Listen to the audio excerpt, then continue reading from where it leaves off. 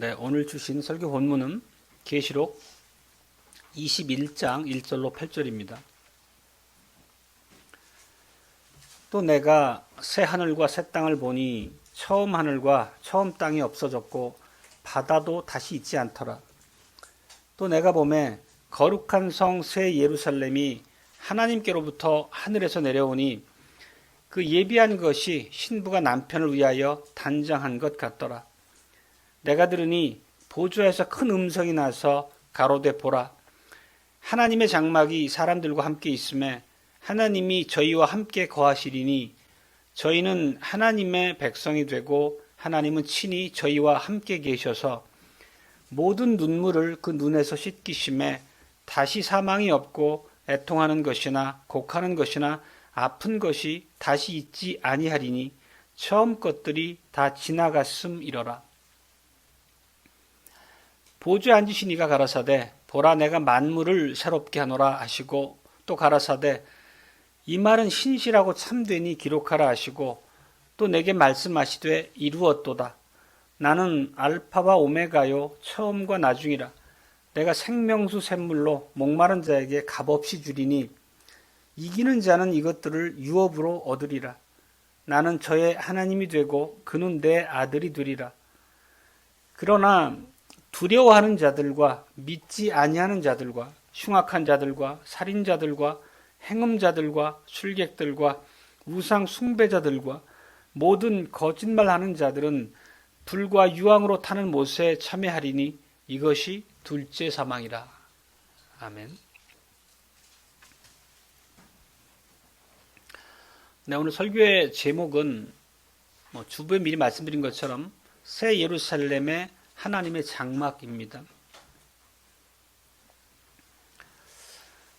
예수 그리스도를 사랑하는 형제자매 여러분, 하나님께서는 스스로 완전하시고 충만하신 분이십니다.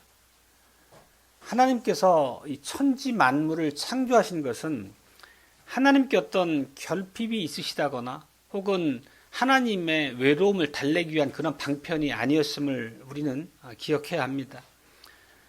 이 창조라고 하는 것은 하나님께서 오직 당신의 지혜와 능력의 영광을 나타내시기 위함이었다는 것을 기억해야 합니다. 또 그 창조의 결과로서 우리 모든 피조물에게도 선하고 복되고 영화로운 그 결과를 주시기 위한 목적이었던 거죠. 그러나 그 창조 후의 결과는 우리가 익히 창세기 말씀을 통해 아시는 바대로입니다. 하나님을 거역한 인간의 이 죄와 타락으로 말미암아서 그 영화로웠던 창조 세계가, 이 피조 세계가 혼돈과 공허와 흑암의 상태로 떨어지고 말았다는 것입니다. 그런데 이 언약의 대표인 인간의 불순종은 인간 자신뿐만 아니라 온 피조물까지 허무한 데 굴복해서 썩어짐의 종노릇하는 결과를 낳았다는 것을 오늘 우리가 함께 읽은 로마서가 말해주고 있습니다. 이 죄로 인한 저주 아래서 인간의 삶과 모든 이 피조계는 황폐화된 거죠. 다시 말하면 고통과 수고, 질병과 눈물이 가득한 그런 세상이 되어버렸다는 의미입니다. 그렇지만 하나님께서는 인간의 이 죄와 타락으로 인한 불순종, 그 결과를 그대로 인간에게 책임지지 않으시고 참으로 자비롭게도 창세전에 두셨던 언약의 사랑 안에서 백성과 만물을 회복시키시기로 작정하신 바를 또한 우리는 말씀을 통해 듣게 됩니다. 그리고 이 구속의 역사는 타락 직후에 바로 시작됐지만 구약이라고 하는 긴 시간을 관통해 나왔고 마침내 때가 이르면 예수님께서 이 땅에 사람의 형상으로 오심으로 그 모든 일에 성취를 맡게 됩니다. 흔히 우리는 구원을 미래 일로만 생각하지만 우리는 계시를 통해서나 다른 성경 본문을 통한 언약적 그 진리의 원리 안에서 지금 우리에게 임한 현재적인 구원을 항상 우리가 깨닫고 누리며 살아가는 바를 인식하고 있습니다. 성경은 그래서 이것에 대해 이렇게 말씀하고 있습니다. 오늘 1절에 나와 있는 말씀입니다. 이미 처음 하늘과 처음 땅이 폐하여졌고 처음 것들이 지나가기 시작했다. 이런 말로 예수 그리스도의 십자가 사역의 결과로서 선포하고 있는 바죠. 이 말의 의미는 이제 후반부에 좀 세세하게 구절별로 말씀 살펴보겠지만 전체적인 맥락만을 우선 말씀드리면 주님께서는 이미 온 세상에 새 예루살렘 건설하셨다는 의미입니다. 우리와 함께 거하시는 임마누엘의 장막을 우리 가운데 펼치셨다는 의미입니다. 그 의미는 그리스도 안에 있는 자들, 다시 말하면 성도들이죠. 성도들은 이 땅에 살아가는 동안에도 모든 슬픔과 수고와 눈물을 씻어주시는 우리 주님의 위로를 직접적으로 체험하고 누리며 살아간다는 말씀을 하고 있는 것입니다. 물론 궁극적인 이 완전한 회복은 예수 그리스도의 재림 때 이루어지겠지만 우리는 항상 already but not yet 이라고 하는 그 구도처럼 이미 이루어진 바를 누리고 또 장차 완성될 날을 소망하는 그런 지점에 있다는 것을 우리는 기억하고 있습니다. 그리고 오늘 우리가 로마서 8장에서 읽었던 말씀처럼 우리 사람은 하나님의 백성인 우리는 최종적인 몸의 구속을 기다리며 살아가고 있고 또 더불어 만물도 하나님의 자녀들이 누릴 그 영광의 자유에 함께 참여할 날을 소망하며 기다린다 이렇게 말씀하고 있습니다. 그리고 우리가 분명히 오늘 말씀 안에 기억해야 될 바는 주님께서 다시 오실 날을 간절히 소망하며 살아가지만 그 과정, 그 도상에서 우리에게는 명백하게 언약적 의무가 부여되어 있다는 사실입니다. 핵심은 바로 예수님께 대한 신앙과 하나님 말씀에 대한 타협 없는 보존이라고 정리할 수 있겠습니다. 그리고 그 믿음의 싸움, 영적 전투에서 이기는 자에게는 하나님의 나라를 그 기업으로 상속받게 될 것이라는 영광스러운 약속이 함께하고 있습니다. 오늘 첫 번째 대지는 새 예루살렘에 있는 하나님의 장막에 대해서입니다. 오늘 요한이 본 환상에는 이런 기록이 있습니다. 요한이 새하늘과 새 땅을 본 후에 거룩한 성 새 예루살렘이 하늘에서 내려오는 장면을 기록하고 있습니다. 근데 이러한 장면을 우리가 어떤 SF 영화에 나오는 한 그 장면처럼 거대한 비행 접시가 하늘에서 내려오는 것처럼 그렇게 거대한 거룩한 도성이 하늘에서 내려오는 모습으로 실질적으로 그런 모습이 펼쳐질 것으로 우리가 상상할 수는 없겠습니다. 그거는 너무나 만화적인 상상력이죠. 이건 상징적인 언어입니다. 그리고 이 새 하늘과 새 땅이라는 말에 대비되는 말이 1절에 있는 처음 하늘과 처음 땅을 얘기하는 겁니다. 처음 하늘과 처음 땅은 하나님께서 옛적에 조성하셨던 구약의 이스라엘을 가리키는 것입니다. 그리고 구약 이스라엘의 중심이 바로 예루살렘이었던 거죠. 마찬가지로 그에 대비시켜보면 새 예루살렘은 새 하늘과 새 땅의 구심점이 되겠습니다. 그리고 이 신약 시대의 새 예루살렘은 구약과 달리 특정 지역에 국한된 어떤 눈앞에 보이는 도성, 성읍의 모양을 갖추고 있지 않습니다. 예를 들면 로마 카톨릭에서 얘기하는 것처럼 바티칸이라고 하는 한 지역에 있는 그 장소가 중심이 돼서 전 세계에 있는 교회를 다스리는 그런 방식이 더 이상 아니라는 거죠. 그 하나님 말씀에 대한 완전한 잘못된 오해에서 비롯된 그들의 견해입니다. 따라서 이런 맥락에서 우리가 이해해 보면 이 거룩한 도성이 하나님께로부터 하늘에서 내려온다 이런 표현은 새 예루살렘이 갖고 있는 기원과 본질을 얘기하는 것입니다. 다시 말하면 어떤 이 땅의 제도나 공간에 매이지 않는 신령한 것, 근본적으로 하나님께로부터 비롯된 것이라는 의미를 담고 있는 거죠. 그렇다면 이 거룩한 도성 새 예루살렘은 무엇을 가리키는 것이겠습니까? 아마 여러분 마음속에 단언컨대 교회라는 말이 떠오를 것이라고 생각합니다. 바로 이 새 예루살렘이라고 하는 것은 교회를 가리킵니다.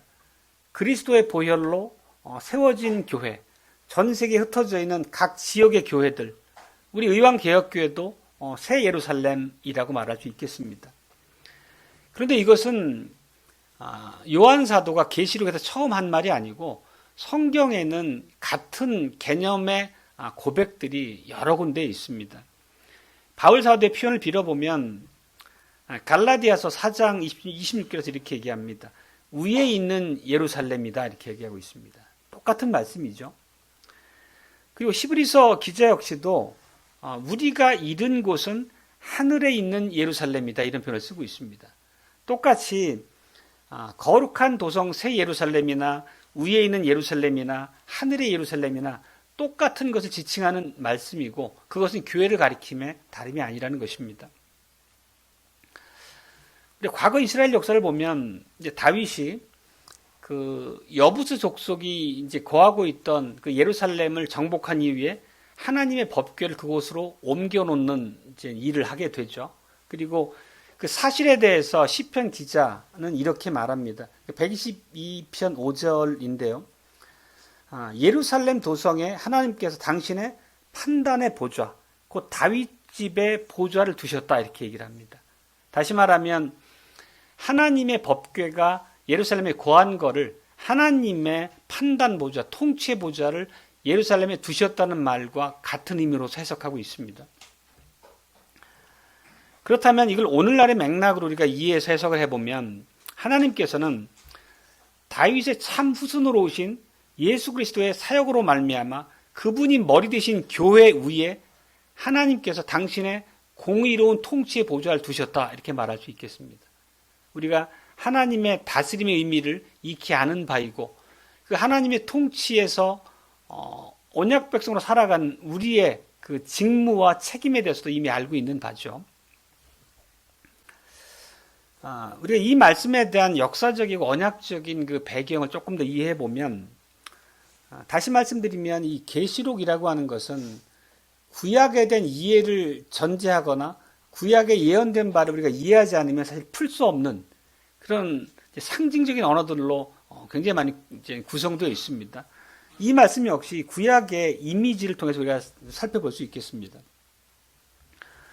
실제 구약 시대는 우선 출애굽 이후에 그들을 백성으로 삼으시고 시내산에서 그들과 언약을 맺으시고 그 이후에 그 지시하신 명령하신 바가 성막을 짓도록 하셨습니다.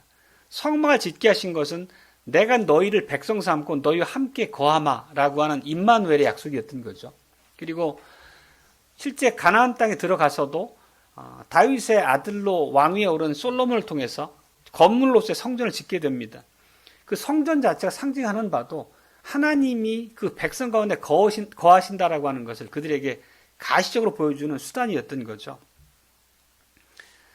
근데 이스라엘의 역사를 쭉 살펴보면 우리가 익히 알고 있는 바대로 불순종으로 점철합니다. 그리고 마침내 예수 그리스도께서 오셨지만 메시아로서의 예수님을 거부하게 되죠. 그리고 AD 70년에 결국 그들은 하나님의 임재 상징으로 그들에게 주셨던 예루살렘 성전 자체는 돌 위에 돌 하나도 남지 않을 만큼 철저하게 파멸됩니다. 멸망당하죠.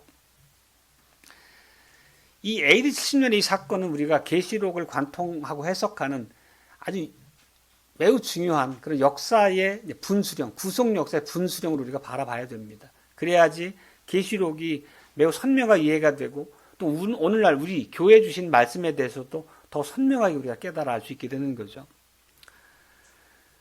이 예루살렘 성전의 이 회멸이라고 하는 것은 결국 처음 하늘과 처음 땅이라고 말할 수 있는 구약의 체제, 제사 제도가 영원히 종식되었다는 것을 말하는 거죠. 이미 아시는 바대로. 그리고 그 결과가 요한이 계시를 통해 예언했던 바의 성취라는 의미를 갖게 되는 겁니다. 이거 좀 더 풀어서 말씀드리면 신약시대 하나님은 이제 예수님께서 십자가와 부활로 모든 사역을 완성하셨을 때 이 땅 위에 새하늘과 새 땅을 건설하시게 됩니다. 그러니까 처음 하늘과 처음 땅은 AD 10년을 통해서 이제 그 모든 이 형상이 종식이 되는 거고 새 하늘과 새 땅을 이 땅 위에 조성하시는 거죠. 그리고 거룩한 성 새 예루살렘 교회를 건설하시는 것입니다. 그리고 그 교회 위에 하나님의 장막을 치시는 거죠. 장막을 친다는 의미는 임마누엘을 의미하는 거죠. 구약의 장막을 친다, 성전을 세운다라고 하는 의미가 너희와 함께 가는 하나님의 임재의 상징으로 주셨다면 이제는 우리에게는 영적인 의미로서의 그런 임마누엘의 장막을 쳤다고 말씀을 이해할 수 있겠습니다. 그 3절을 읽어보면 이렇습니다. 그 말씀을 담고 있습니다. 보라, 하나님의 장막이 사람들과 함께 있음에 하나님이 저희와 함께 거하시리니 저희는 하나님의 백성이 되고 하나님은 친히 저희와 함께 계셔서 이렇게 말하고 있습니다. 결국 이 약속의 말씀은 육신이 되어 우리 가운데 장막을 치신 예수 그리스도를 통해 성취된 구속의 완성을 가리키고 있는 것이죠. 이제 더 이상 이 성전이라고 하는 것은 건물이 아니죠. 우리가 그거는 의심할 바 없이 명백하게 확고하게 기억하고 있는 바입니다. 성령 안에서 삼위 하나님이 거하시는 이 성전은 이제 예수 그리스도를 믿는 하나님의 성도들을 가리킴에 다름이 아닙니다. 하나님의 장막은 성전은 교회를 가리키는 것이고 그 교회에 믿음으로 모여있는 우리 성도들을 가리키고 있는 거죠. 그럼 이제 구약적 언어로 우리가 이해하면 구약의 성막이 성전이 하나님이 백성과 함께 사는 것을 상징했던 것처럼 오늘 이 말씀 자체는 우리가 지금 하나님과 함께 살고 있다는 의미와 다름이 아닙니다. 우리가 익히 이해하고 있는 표현대로 쓰면 우리가 이제는 그리스도 안에서 하나님과 더불어 영원한 생명의 교제를 직접적으로 누리고 있다. 새 생명을 누리고 있다라고 하는 말의 의미로 이해할 수 있겠습니다. 그리고 이러한 오늘 계시록의 이런 예언들은 앞서도 말씀드렸지만 요한 사도가 처음 받은 건 아니고 이미 구약 때부터 율법과 선지자들을 통해서 우리에게 알려진 바대로입니다. 그 구절을 한 두어 개 살펴보면 레위기 26장에 이런 표현입니다. 내가 내 장막을 너희 중에 세우리니 나는 너희 중에 행하여 너희 하나님이 되고 너희는 나의 백성이 될 것이라. 즉 성막을 통해 주셨던 이 계시가 신약을 통해 새 예루살렘을 통해 완벽하게 성취된 바를 우리는 알 수 있죠. 또 에스겔의 예언 말씀을 보더라도 37장에 이런 말씀이 있습니다. 내 성소를 그 가운데 세워서 영원히 이르게 하리니 내 처소가 그들의 가운데 있을 것이며 나는 그들의 하나님이 되고 그들은 내 백성이 되리라.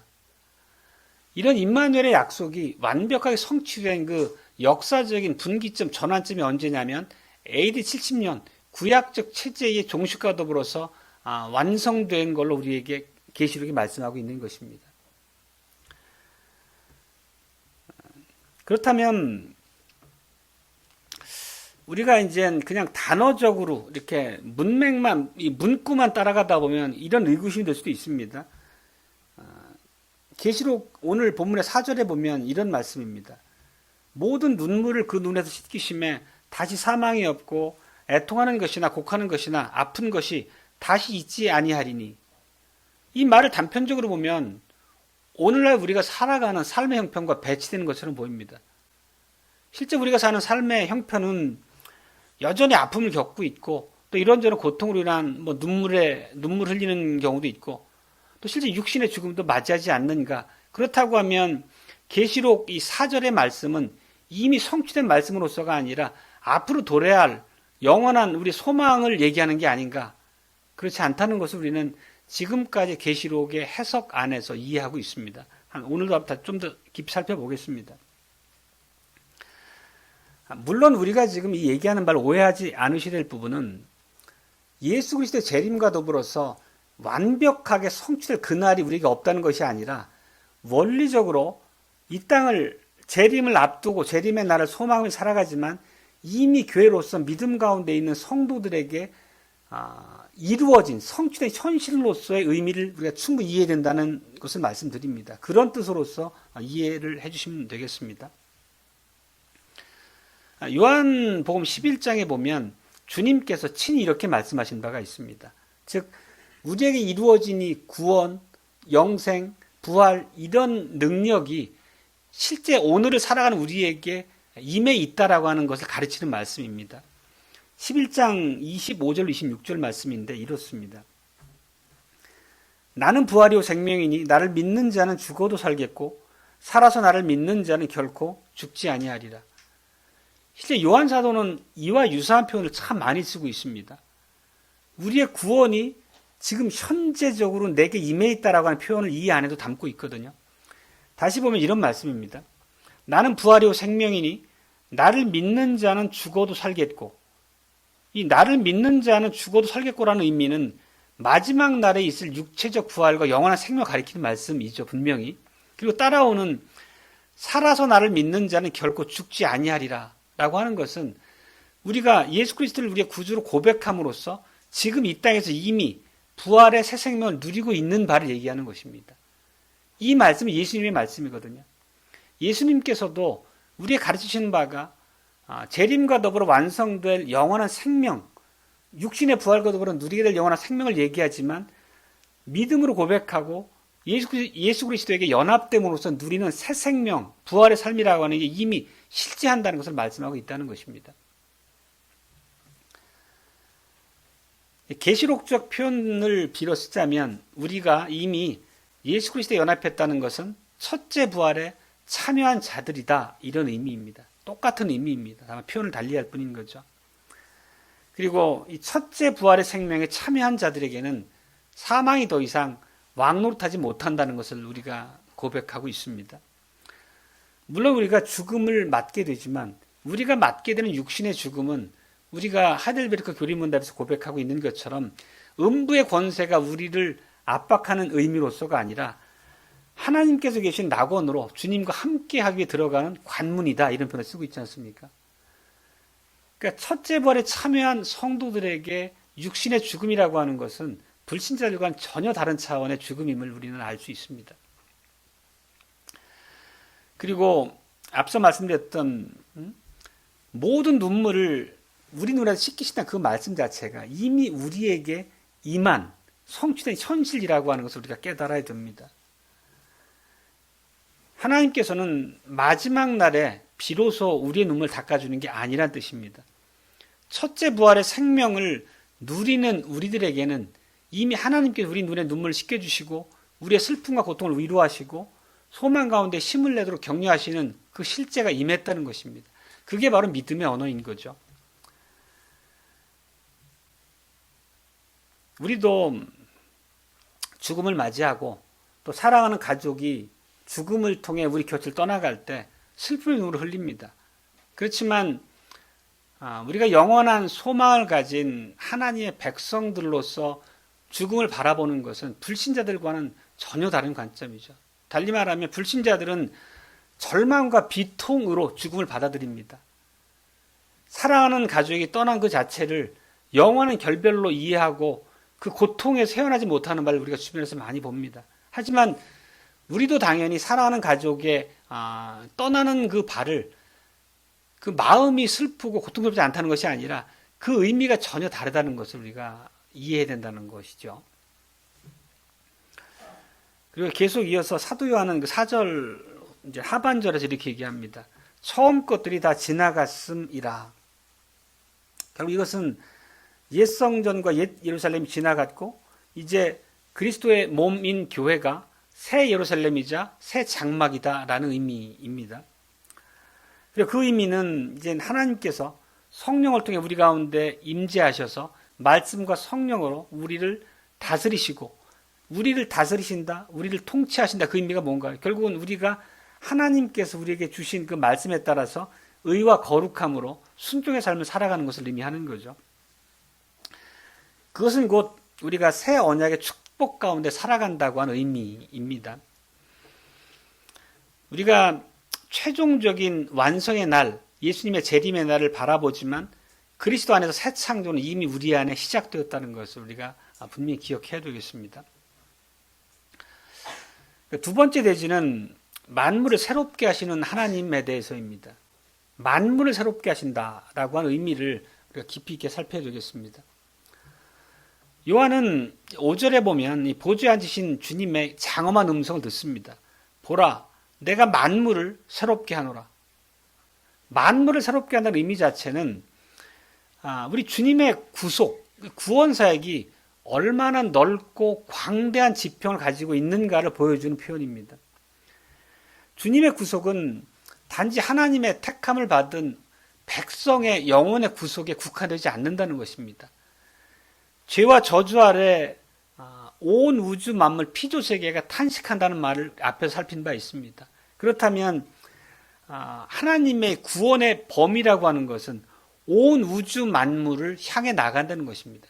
하나님의 구원은 우리 백성의 영혼 구원을 포함하여 전 우주적인 범위까지 확장된다는 것을 우리가 이해를 해야 됩니다. 이 말씀이 그것을 의미합니다. 우리가 그 창세기의 기사를 보면 하나님께서 태초에 세상을 지으시고 보시기에 심히 좋았다는 말을 여러 번 하십니다. 그렇지만 아까 개관에서 말씀드린 바처럼 언약의 머리자이시고 언약의 머리이고 또 이 피조 세계에 대한 하나님의 대리 통치자로 두셨던 인간의 타락으로 말미암아 피조 세계도 썩어짐의 종로로 타는 자리에 떨어지게 됐습니다. 사도 바울은 로마서 8장에서 이렇게 얘기합니다. 오늘 읽은 부분인데요.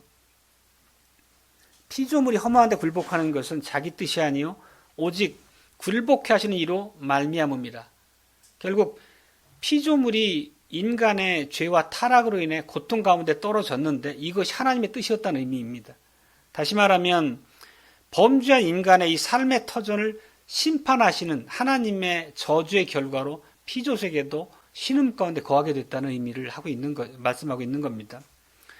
그 현상 자체가 땅이 가시덤불과 엉겅퀴를 내고 인간을 대적하는 모습으로 결국 피조세계 자체가 고통과 사망에 신음하는 모습으로 바뀌었다는 거죠. 실제 오늘날 우리가 바라보는 이 주변의 모든 세상 자체도 그 죄의 결과로 어떤 고통과 신음을 겪고 있는지는 날마다 우리가 보며 살아갑니다. 그렇지만 하나님께서는 그 자비하심으로 인간의 구원과 더불어서 만물의 구속까지도 작정하셨다는 것을 또 성경은 말씀하고 있습니다. 창세기 3장 15절 하면 우리가 익히 떠오르는 것처럼 여자의 후손의 약속, 원시복음이죠. 그리고 이 원시복음은 단지 이 백성들의 구원뿐만 아니라 만물의 회복, 우주적인 회복을 포함한 언약이라는 것을 우리가 이해해야 되겠습니다. 그리고 바울은 골로새서 1장에서 이 만물의 회복을 작정하신 하나님의 은혜를 이렇게 놀랍게 선포하고 있습니다. 골로새서 1장 20절입니다. 그의 십자가의 피로 화평을 이루사 만물 곧 땅에 있는 것들과 하늘에 있는 것들을 그로 말미암아 자기와 화목해 되기를 기뻐하심이라. 즉 예수 그리스도의 십자가 보혈은 우리의 죄를 속하실 뿐만 아니라 만물에게 임했던 하나님의 저주까지도 근본적으로 제거하신다는 것을 말씀하고 있는 구절입니다. 피조물도 인간의 타락 이전에 하나님 안에서 겪었던 그 평화로움과 선한 상태, 흠이 없는 상태로 완벽하게 회복된다는 것을 얘기하고 있는 것입니다. 그러면 우리가 이런 질문을 해볼 수 있겠습니다. 그러면 주님께서 만물을 새롭게 하시는 그 일의 시점이 언제냐는 것입니다. 오늘 본문을 보면 내가 앞으로 만물을 새롭게 할 것이다 라는 미래 시제로 말씀하고 있지 않습니다. 궁극적으로 우리 인간의 부활과 마찬가지로 재림과 더불어 이루어질 최종적인 완성을 당연히 전제하고 우리가 소망하고 있지만 이미 만물의 새롭게 하심 역시 이미 이 땅에 임해 있다는 것을 우리가 이해해야 되겠습니다. 보면 오늘 본문 5절에 이런 구절이 있습니다. 내가 만물을 새롭게 하노라. 이 한글 구절에는 잘 드러나지 않는데 영어 성경으로 보면 명백한 미래 시제입니다.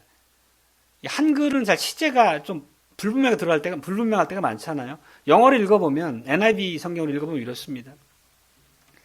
I am making all these things new. I am making all things new. 여기 보면 현재 진행형 있잖아요. 그리고 이게 실제 헬라의 원어 성경을 보더라도 현재 능동태 1인칭 단수라는 표현을 쓰고 있는데 그걸 기억할 필요는 없지만 그 의미가 뭐냐면 만물에 대한 회복과 새 창조가 지금 이 순간에 진행되고 있다라는 의미입니다.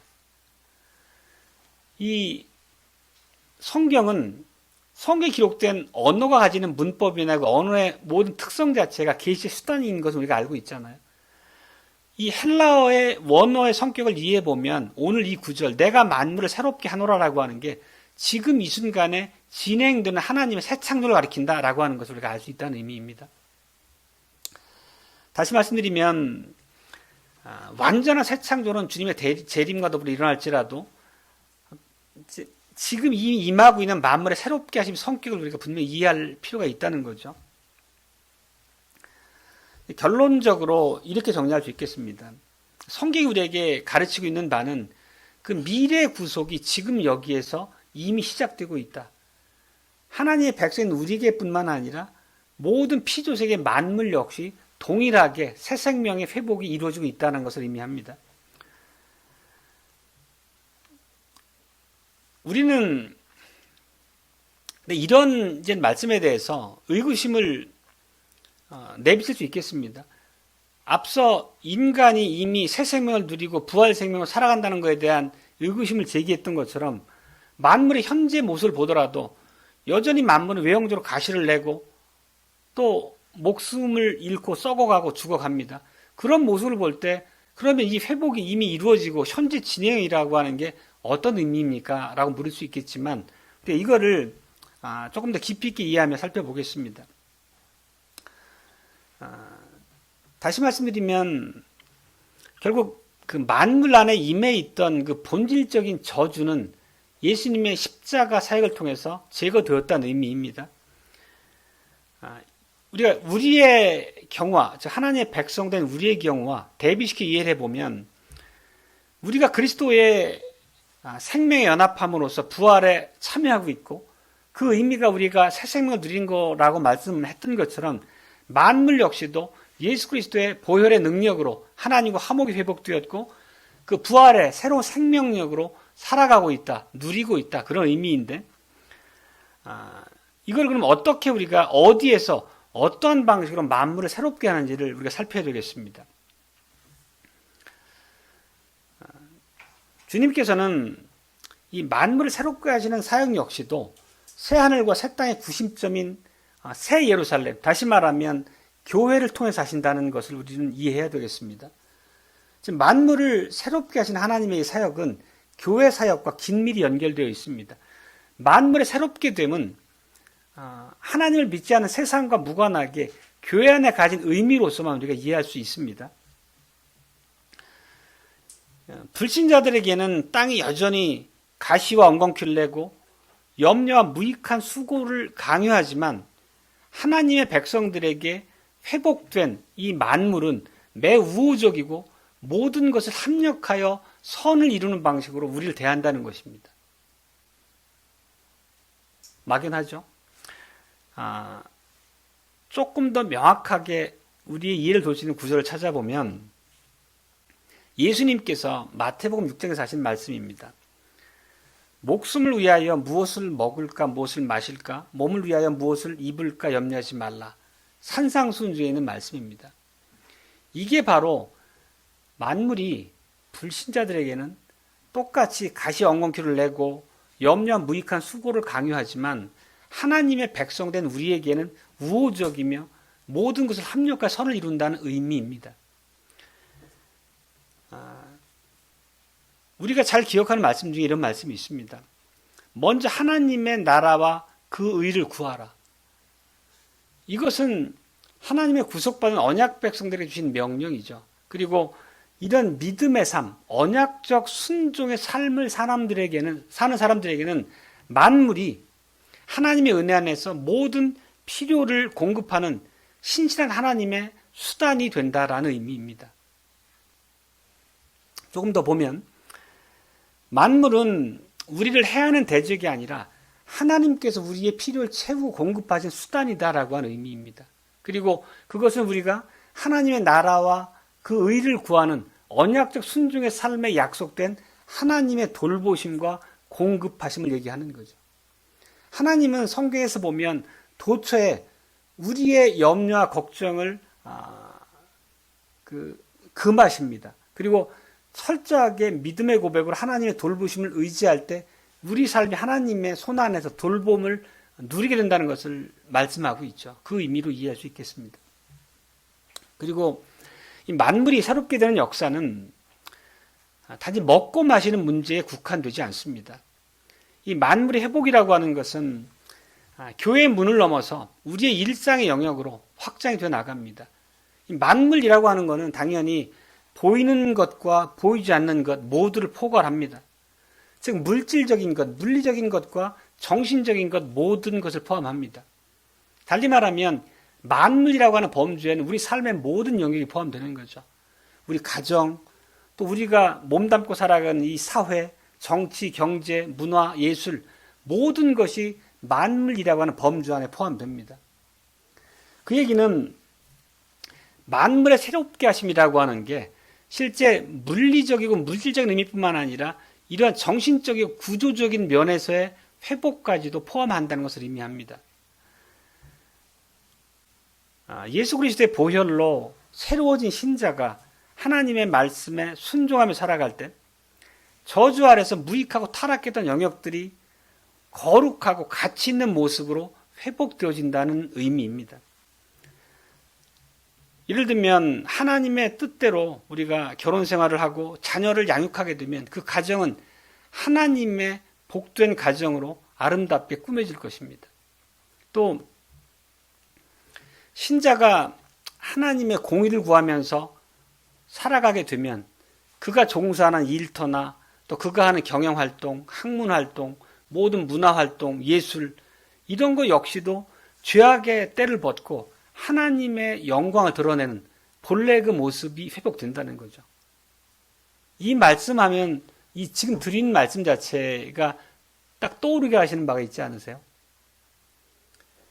우리가 수요 모임이 아니라 사경회에서 나눴던 문화명령입니다.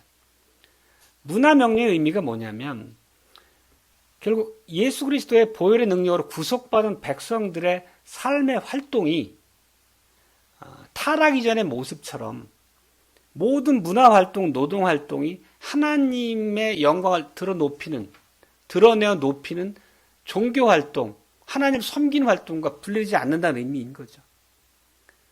만물을 새롭게 하신다는 것은 우리가 속한 모든 영역 안에서 회복된 하나님의 백성으로서 언약적 순종의 삶을 살아갈 때 그런 우리를 통해서 만물의 새롭게 됨이 드러나고 또 우리가 그 혜택, 그 하나님의 돌보심의 실질로서 누리게 된다는 것을 얘기하고 있습니다.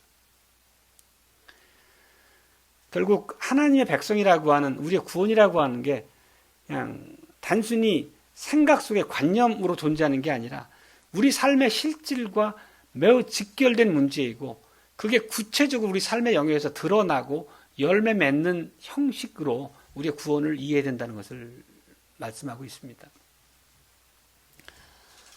디모데전서 4장 4절에서 이런 것도 이렇게 얘기합니다. 하나님께서 지으신 모든 것이 선함에 감사함으로 받으면 버릴 것이 없다. 이 얘기는 결국 하나님의 언약 백성인 우리들이 순종의 삶을 살 때마다 그 현장에 만물을 새롭게 하시는 하나님의 통치가 임하게 된다. 그런 말씀인 거죠.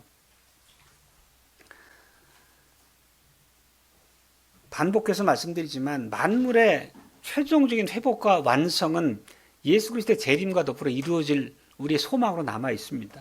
그렇지만 왕이신 주님께서는 그리스도의 지체인 우리들의 언약적 순종의 삶을 방편 삼아서 지금 만물을 새롭게 고쳐 나가고 계시다는 것입니다. 내가 만물을 새롭게 하신다는 그 의미가 현재적인 진행의 사역을 의미하는 바가 이것이란 뜻입니다. 그러니까 계시록의 언어를 먼 미래의 일로 미뤄둘 것이 아니라 실제 우리의 삶과 매우 밀접하게 결부된 하나님의 약속이자 명령으로 우리가 이해해야 된다는 것을 우리가 기억해야 되겠습니다. 세 번째, 마지막 대지는 이기는 자에게 주시는 생명수의 샘물입니다. 그 보좌에 앉으신 주님은 마침내 요한에게 이 찬란한 선언을 들려주십니다. 6절에 보면 다 이루었다라는 그런 말씀이 있습니다. 다 이루었다 그러면 우리는 바로 그 갈보리 십자가 위에서 예수님이 하셨던 말씀을 떠올리게 됩니다. 다 이루었던 말씀을 예수님이 하셨던 의미는 원수 마귀에게 영원한 패배를 안기셨고 당신이 사역의 목적이었던 택한 백성들에게 구원이라고 하는 영원한 축복의 삶을 주셨다라고 하는 그런 승리의 선언과 같은 거잖아요. 그리고 본문의 문맥은 이제 성부 하나님의 말씀으로서 다 이루었다는 것인데, 이거는 이 계시록적 언어로 다 이루었다는 의미는 구약의 모형이자 그림이었던 처음 하늘과 처음 땅이 사라지고 이제 새로운 하나님의 체제, 새 예루살렘, 새 하늘 새 땅이 열렸다라는 의미로서 우리가 이해할 수 있겠습니다. 즉 AD 70년의 심판을 통해서 낡은 구약 체제가 영원히 마감을 한 것이고 이 땅에 새 하늘과 새 땅을 열으신 것이고 거룩한 새 예루살렘을 건설하신 거죠.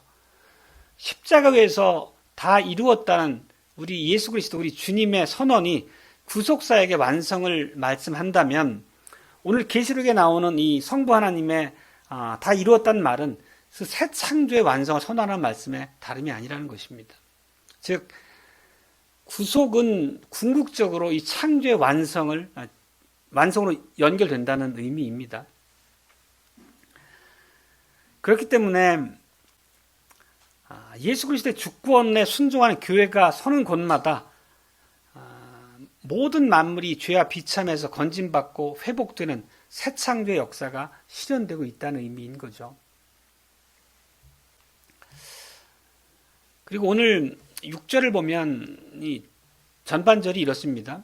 나는 알파와 오메가요 처음과 나중이라. 이것은 역사의 마지막 날에 완성될 그 찬란한 구원의 사역을 하나님의 이름으로 보증하시는 내용입니다. 알파와 오메가는 헬라어 알파벳의 첫 글자고 마지막 글자잖아요. 영어가 A와 Z인 것처럼 알파와 오메가죠. 결국 이 말씀의 의미는 나는 알파와 오메가요, 이 말씀은 주님께서 만물의 원천이시고 구원의 시작이라는 의미고 또 만물의 종착지이자 구원의 완성자란 의미입니다.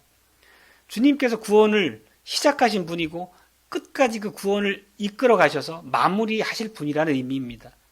그렇다면 전지전능하신 하나님의 주권적 사역으로서 이 구원을 우리가 얘기한다면 주님의 신실하심에 우리의 구원색이 달려 있다라고 하면 우리의 구원 완성이라고 하는 게 결코 실패할 여지가 없는 거죠. 그 의미는 주님께서 택하신 모든 백성은 예수님이 재림하시는 그 마지막 날 단 한 명도 잃어버림이 없이 완벽하게 주님의 성 안으로 불러들여서 하나님의 나라가 완성될 것이라는 의미입니다. 그리고 6절 하반절에 보면 주님께서는 이 확실한 복음의 약속을 교회를 향해서 이렇게 표하고 인치십니다. 내가 목마른 자에게 생명수 샘물로 값없이 주신다. 이 말씀은 역시 그 십자가에서 우리 그 예수 그리스도의 사역과 연결시켜 이해할 수 있겠습니다. 우리 주님께서 십자가에서 다 이루었다고 선언하시고 돌아가시죠. 그러자 로마 군병이 예수님 옆구리를 창으로 찌릅니다. 그때 예수님 옆구리에서 물과 피가 흘러나왔다라고 하는 그런 증언이 있습니다. 요한복음에만 나오는 구절인데요. 단순히 그 장면은 예수님의 죽음을 확인하는 장면의 의미에 국한된 것이 아닙니다. 이 개혁주의의 해석 안에서 공통적으로 이 장면에 대한 이해는 예수님의 옆구리에서 쏟아져 내린 이 물과 피가 교회의 기초가 되는 성례와 연관시켜서 바라봅니다. 즉, 이 물은 세례 기초로서 보는 것이고 피는 그 몸과 더불어서 우리 주님의 만찬, 성찬의 기초로서 우리가 이해하고 있는 거죠.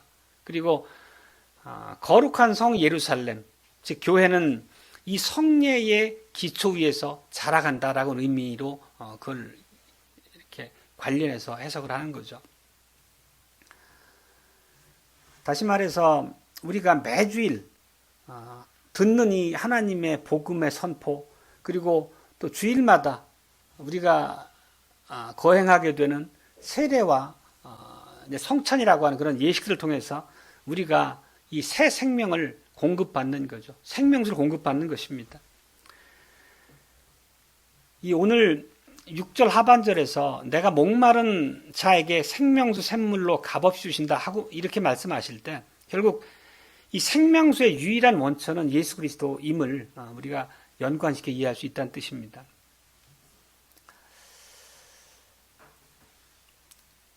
그렇지만 이 값없이 우리에게 주신 이 은혜의 복음은 즉각적으로 우리에게 엄중하고 신성한 언약적 의무를 지우고 있습니다. 이 말씀이 늘 우리에게 큰 도전으로 다가오고 우리의 부족함을 살피는 계기가 되지만 그럼에도 불구하고 우리에게 부여된 언약적 의무로서의 하나님의 백성의 삶이라고 하는 것은 결코 우리의 믿음의 삶과 분리시킬 수 없습니다.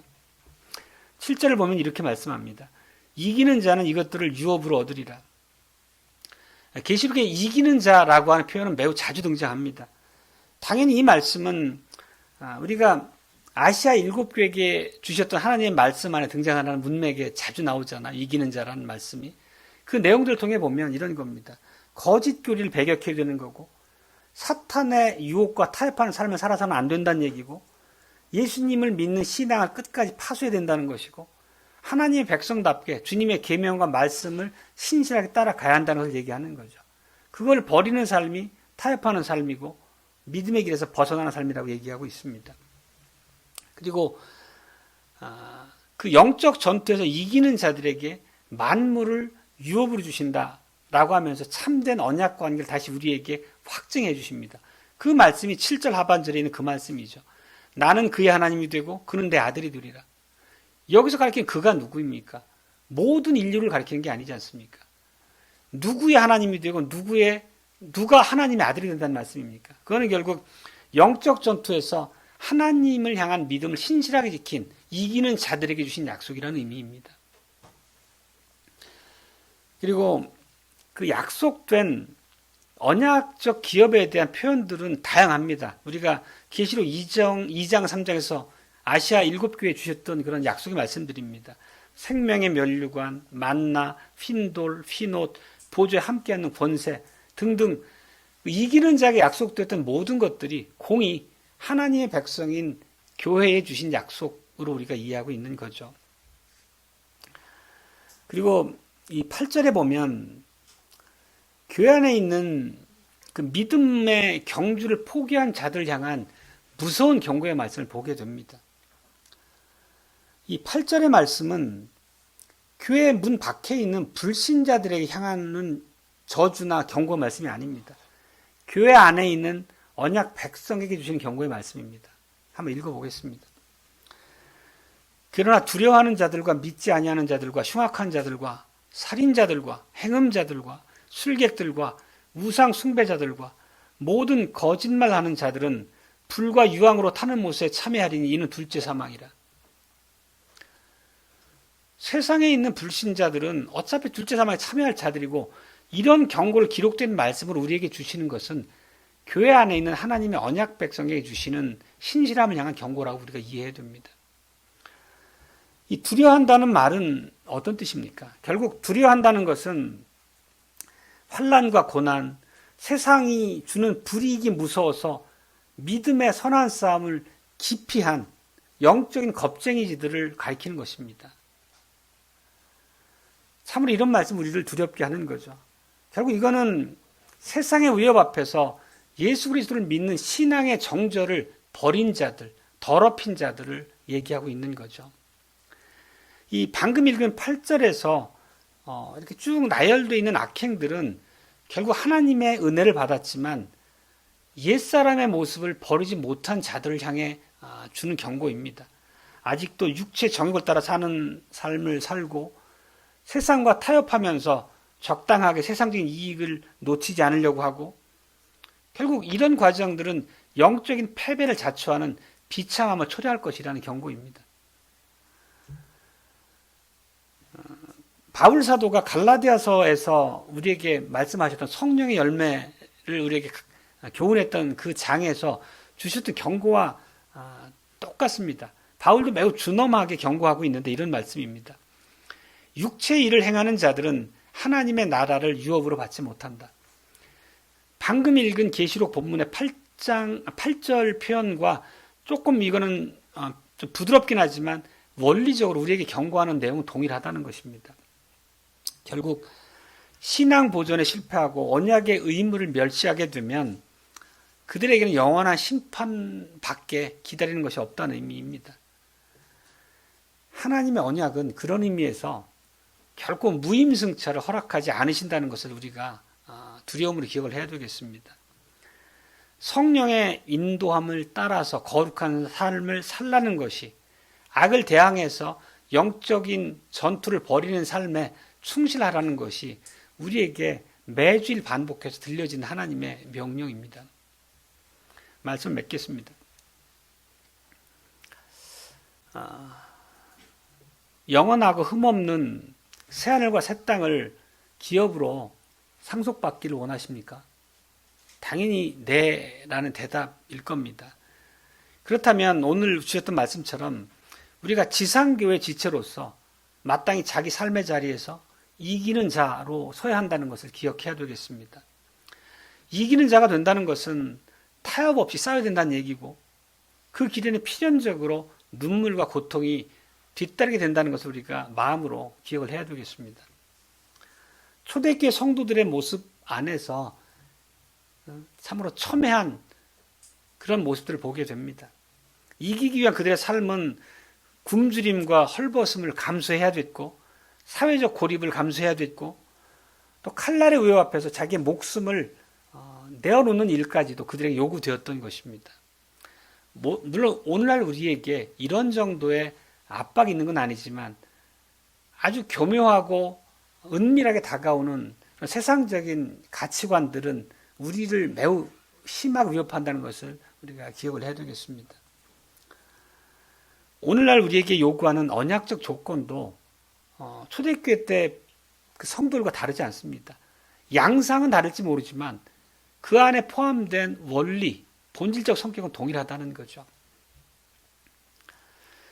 더군다나 우리들은 지금 우리에게 부단히 우리 믿음의 타협, 우리의 신앙의 타협을 종용하는 세상 한복판에 서 있습니다. 그 안에서 우리들은 예수 그리스도를 믿는 믿음, 또 우리에게 주신 하나님의 십계명의 말씀 안에 우리 삶의 방식들을 고수해야 되겠습니다. 우리가 어려움을 겪고 눈물을 흘릴 순간도 오겠지만 전신갑주를 입고 하나님의 백성으로 싸우는 그 일에 있어 우리의 본분을 기억해야 되겠습니다. 그래서 둘째 사망의 해를 피하고 알파와 오메가 되시는 주님께서 예비하신 저 영광스러운 하늘나라를 우리의 기업으로 상속받아야 되겠습니다. 우리 모두 그 기업을 상속받는 복된 승리자가 되시기를 기원합니다.